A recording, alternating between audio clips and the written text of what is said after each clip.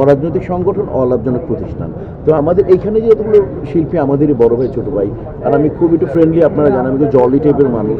তো আমার আমার আমার মনে হয় ভালো ব্যবহার করে এটাও একটা, আমি ধরে নিই এটা ইবাদতের একটা পার্ট হতে পারে, যে মানে সেবা করাও একটা ইবাদতের পার্ট, যে কোনো ধর্মে বর্ণে এটা ইবাদতের একটা পার্ট, এই সাহায্য করা এইটা।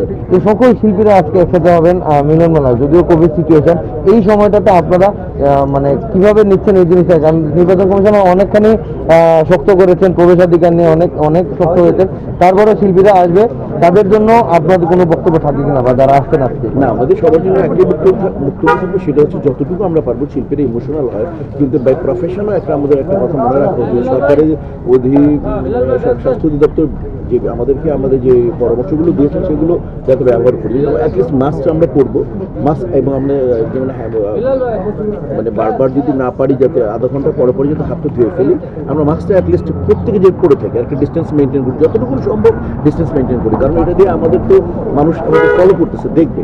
কাজ হচ্ছে যাতে আমাদের কাছ থেকে মানুষ যদি আমার কাছে দেখে যে না এনার কোনো কিছু মানতেছেন না, তাহলে সেটা হবে না। আমাদের প্রত্যেকের মোটামুটিভাবে, সম্পূর্ণভাবে হবে না, মোটামুটিভাবে হইলেও স্বাস্থ্য ওদের দপ্তরের যে অ্যাডভাইসগুলো আছে সেটা মানা উচিত। ধন্যবাদ ভাইয়া, আমরা সারাদিন আবার দেখাবো আপনার সাথে।